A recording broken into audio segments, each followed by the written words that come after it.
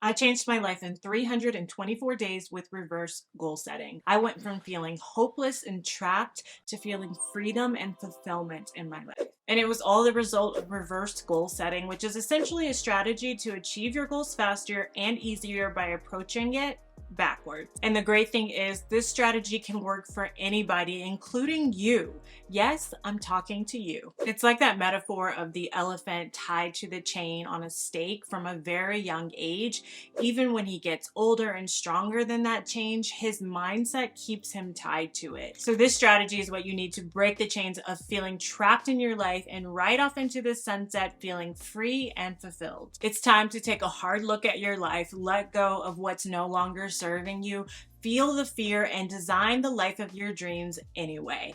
All that's left to do is to achieve it, and I want to share with you how. For this video, I pushed myself to share not only an effective strategy with you, but I shared my heart and my soul with you in this video because I don't want this to just be another YouTube video. I truly want this to be a catalyst to change your life because you deserve everything that you set out for. So let me ask you, since you only get one life, don't you want to be the one to design it? Step one, acknowledge the stake. Everybody wants more freedom in their life, from financial freedom to time freedom. But why is it no one is actually talking about the most important first step in the process, which is acknowledging the chain? So let me paint the picture for what this looked like for me. In 2021, I was working as a neuropsychologist, experiencing a lot of vicarious trauma.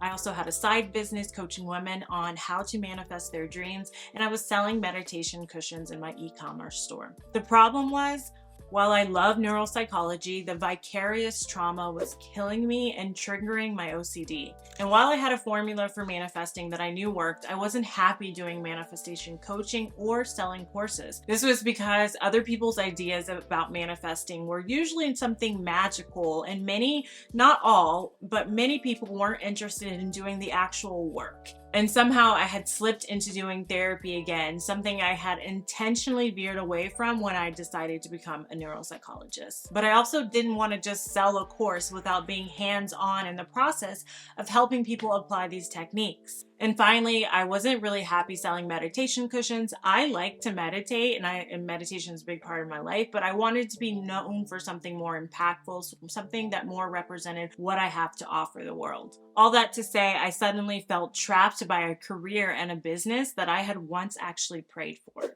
But now what? I decided to quit it all and apply the strategy I was teaching to my clients, which is reverse goal setting. And that's what this first step is all about. It's taking a look around and acknowledging the stake that you're tied to, like that elephant, accepting that you aren't satisfied with your current circumstance, and instead of continuing to force something that isn't working for you, figuring out how you can design a life that does. Science calls this bias the sunk cost bias. It's the tendency for people to continue investing time, money, or effort into something simply because they've already invested a lot, even when continuing that investment isn't rational nor is it beneficial. This cognitive bias can lead individuals to make decisions based on past investments rather than their potential for the future or their gains or their losses. So I want you to take a conscious look at your circumstances and see if you're falling into this bias, which leads us to step two. Break the chain. Have you ever wondered how to design a life of freedom? So let's explore that now. Once you've taken the brave step to stop forcing what isn't working for you, your next challenge is to define what does. And that in and of itself is a chain breaker for the first step in reverse goal setting. And before you define those goals, first, I want you to decide who will achieve them. Because not only do you want to achieve your goals, but you want to become the person that manifests these things. You want to get those things, but you also are developing to the person that gets those things. You can mechanically achieve all these things, but who is the person you're becoming? Can you be intentional about your conscious evolution? Recently, I ran into a great cautionary tale about achieving goals without thinking about who you're becoming from a creator on YouTube called Vanessa Lau. I think that's how you pronounce her last name. She recently took a hiatus from YouTube about a year, and she came back to explain why in her whole entire journey. She had put a lot of effort into achieving her goals, but it seemed like from her story, she didn't put that much effort into into who she was becoming. And as a result, she did a brave and marvelous thing. She took a break to reassess who it is that she wants to be, how she wants to show up in life, and how she wants to show up in her business so she can run it more consciously and be happy in the process. And I have some easy tools to help you define the highest version of yourself. In my goal planner, the Mod Ambition Planner, I have a couple tools that can help you really define who you are showing up as and really moving into becoming the highest version of yourself. The first one is a goals clarification worksheet that you can use to clarify what's most important to you in your life, so you can really be sure to, when you're deciding on these goals, do they really align with what's most important to you? Another process that the goal planner walks you through is showing up as your highest self. There's a whole entire worksheet in the goal planner section of helping you really define who it is you're showing up as and really getting a clear picture of that woman or man that is your highest self, so you can move closer to becoming them. I had a worksheet and a whole exercise that I called Acting as If, which was a worksheet to help the women in my program truly define who they were evolving into. I'm going to link that for you below as a precursor to get you started. And if you want to go more in depth, you be sure to check out the Mod Ambition Goal Planner. Another helpful thing I did when I first started this journey to redesign a life that I love was I started to define the traits and the mentors for this new persona that I was becoming. So I created a personal brand vision board, and I put people and women that I look up to on this board. I also put visions of how she would dress, how her home would look like. I'll put a picture of personal brand vision boards that I used at the time. So this is not something like your vision board for your goals. This is actually just a vision board for the person that you are becoming. So you might include people that you look up to. Like, for instance, I put Emma Gerd, I think that's how you pronounce her last name. She is co-founder of Skims and Good American, and she has lots of brands. She's a great businesswoman. I also put Shay from Studio McGee. I really love her story of how she kind of gave everything up to build her design company with her and her husband. So I put women like that onto my vision board to really give me a roundabout, tangible, visual thing so my mind can wrap around who it is that I'm trying to become as a successful business owner and a successful founder. And when defining who I'm becoming, I personally like to think about who I want to be in my personal life, in my career life as a neuropsychologist, and in my business life as an entrepreneur. So I encourage you to break it up as well for yourself, and to the different domains of your life. How do you want to show up and who do you want to be? For me, I didn't want to be known for manifestation. I didn't want to do therapy because I like physical products, and I wanted a brand that helped overwhelmed women really take action. Which brings me to step 3, which is to ride off into the sunset. Now that you've acknowledged the stake and you've broken the chain, it's time to ride off into the sunset free and happy as well. An elephant. So this is how I completely changed my life in less than a year. I completely shut down my coaching business. I phased out all my clients, and I stopped selling my course online. I also shut down my business Conscious Life shop where I was selling meditation cushions, and I stopped taking clients within my neuropsychology job that were triggering me the most, which were children. Within that year, I have developed my store, Mod Ambition, which sells my goal planner and planner accessories, and I infused all my knowledge about goal getting, manifesting your dreams into the goal planner and into a planner to help women actually take the steps in a way that's not overwhelming to get what they want. Like I said, in my neuropsychology job, I'm focusing on still helping people, but doing the cases that I don't feel as triggered and I don't feel so much vicarious trauma. So as I mentioned, I also did a lot of steps in between to help me get there, like learning to design, learning how to do crowdfunding, doing a crowdfunding campaign, doing 3 iterations of my planner. But really, I took all those steps using the 12-week year, taking those action steps to get me closer to where I am today, and building this community on YouTube as well. So that's how my life changed in less than a year. And let me tell you how. So how do you actually achieve your goals after you define them? Enter reverse goal engineering. This step involves reverse engineering your goals themselves into actions. It's basically like putting your final destination, which is for many of us freedom, into your GPS and coming up with the directions in reverse order. So when I first started this journey of transitioning to selling a completely different product, stopping my business coaching women, I kind of envisioned what I wanted to do, like I mentioned above. And part of that was really verifying and validating a product this time before I put it on the market. I had learned a lot of lessons from my previous business. So I knew I wanted to do a crowdfunding campaign first to validate and get feedback for the planner that I wanted to launch for women. So I decided what I wanted to do. I wanted to relaunch my e-commerce business, and then I went backwards. I said, but first I want to do a Kickstarter campaign. And then before that Kickstarter campaign, I wanted to make sure that I knew everything about doing a Kickstarter campaign. So I did a learning program, a course called Launch Boom, where they teach you how to do a Kickstarter program and then launch it into an e-commerce business. So I really took that final destination and really applied what are going to be the steps backwards to really get me to where I want to be and apply all the lessons that I had learned in my previous business. So essentially, you want to define what separates you from being who you're becoming. So if this is who you're becoming and this is who you are, what is that gap in between? And you want to devise an action plan to help you fill that gap.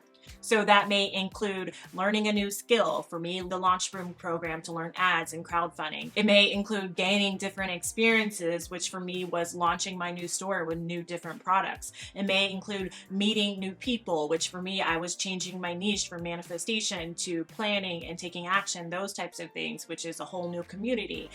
Or it may even be changing some of your behaviors. I've also given up drinking at home as part of the process of who I'm becoming to align with some of the personal things that I wanted to become as a person. And so the process I want to share that has been so helpful to me is taking aligned action using the tenets of the book 12-Week Year, combined with achievement psychology that I've researched over many years and proven manifestation strategies. So let's jump into the step-by-step process for this journey to freedom. And let's think of it as a road trip. Enter the destination. So you're going to create a vision and you're going to have your moon goals, those larger than life moon goals that are going to help you get there. And then we'll decide on the stars that you're going to jump to get to that moon. So I'm going to use an example of myself. So for me, I want to become a successful founder. So my vision is to have a business that is helping women overwhelmed with products that I sell and continue to create content that supports these women on my YouTube channels. You're here doing that right now. Then once you have those vision and those larger goals, you're going to break up that trip. So we're talking about a road trip. You're going to break up that road trip into different segments, and you're going to use the 12-week year as 3-month increments to help you get there. So break down your larger vision and decide on quarterly goals that are going to help you get there.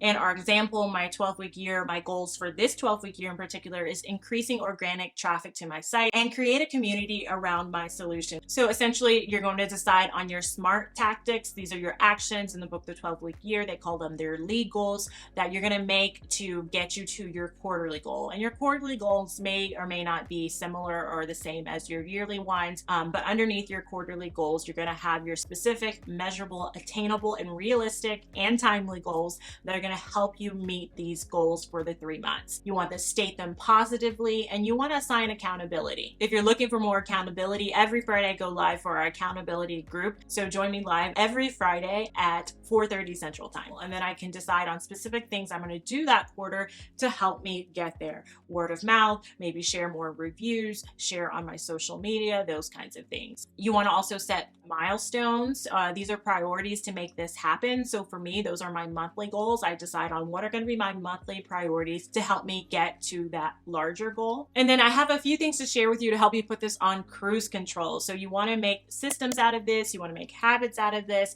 so that you can make sure that this is not something that you're constantly having to think about your goal getting. You kind of have a flow of making sure you get all of your things done that you want to get done. So the first thing is weekly and daily planning to reflect on your progress, course correct if you need to, and double down on what's working for you. Another thing that's going to help you put this on autopilot or cruise control is time blocking. You want to time block the key actions for your goals that are due for you each week. You're going to also time block a 3-hour strategic time where you block off time to do the deep work needed to really get into the meat of working on your goals. Then you're going to time block 1 or 2 30 to 60 minute buffer blocks each day to do low value things like emails or emergent tasks. And then lastly, for the week, you're going to time block out a 3-hour breakout block during work hours to do some non-work. So getting away from work is important to recharge yourself and to stay sharp. So you want to make sure that you're having that time scheduled in your week as well. And then you're going to time block everything else like meetings, appointments, etc., little one-off tasks that you want to get done.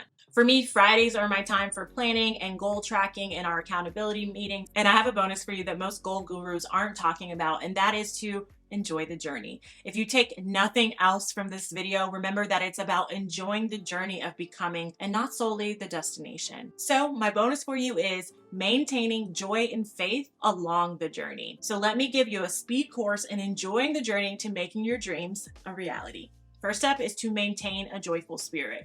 Your spirit is your compass along the way. Your spirit is going to help you know if you're doing the right thing. Your spirit is the thing that gives you your emotions. It sends you your emotions to tell you what you're doing or thinking is in line with your greater self and what you're trying to manifest or what you're trying to achieve. So simply put, our spirit sends its emotions. If you're feeling happy, joy, excitement, you're usually on the right track. That's your compass. If you're feeling other negative emotions like anxiety, depression, that's your chance to check in to think, is there something I'm doing or thinking that's off track with what I truly desire? So the way I taught my clients to let their vibe be their guide was to do that through high vibe thoughts and high vibe behavior. So this is going to help you feel good and you stay on track with enjoying the journey. When it comes to high vibe thoughts, you want to restructure any negative thoughts and not give meaning or responses to any intrusive thoughts. You also want to be thinking in the positive and inoculating yourself with things that will move you closer to where you want to go. So for me, not only am I constantly trying to check my inner critic, but because I have OCD, I work hard at not giving meaning to those intrusive thoughts that I have pretty frequently. And on the flip side, I'm very intentional about staying away from triggering content that may mess up my mindset or cause me to doubt myself on my journey. And I'm very intentional about leaning into motivational content, spiritual content, and focusing on solutions, not problems, thinking in the positive. You also want to be doing high vibe behaviors on your journey to become who you're becoming and achieve what you want to get. So these high vibe behaviors I summed up as MAPS. If you think about the journey to get what you want, enjoying the journey, you can use the acronym MAPS to help you get there. For me, in my journey to become a successful founder, this looks like reclaiming my wellness journey after having children. So it includes things like therapy, cardio and Pilates, journaling, and my daily devotionals. Next up is having a faithful mind to enjoy your journey to your goals. So this means doing things to make sure you have an abundance mindset, that you're maintaining the mindset that you are deserving of the things that you're wanting and that you can actually achieve them. The other side of the abundance mindset is believing in what you want to achieve, mainly believing that you can achieve them. When it comes to overcoming obstacles on your journey to reach your goals, you want to ask yourself, what is this moment here to teach me? And use radical acceptance to accept whatever obstacle or challenge that is. And then you're going to restructure any negative core beliefs by realigning with your positive one. And the last piece of expecting your dreams to come true is letting go and letting God. So letting go of trying to manically control the process. Okay, my little elephant, I think you have what it takes to implement this reverse goal setting process. And you can make it even easier by putting your goal setting on autopilot using habits, which is why I teed up a video I did on habits I'm implementing this year to level up for you to watch next. Cheers to planning, manifesting, and enjoying your dream life. Until next time, namaste.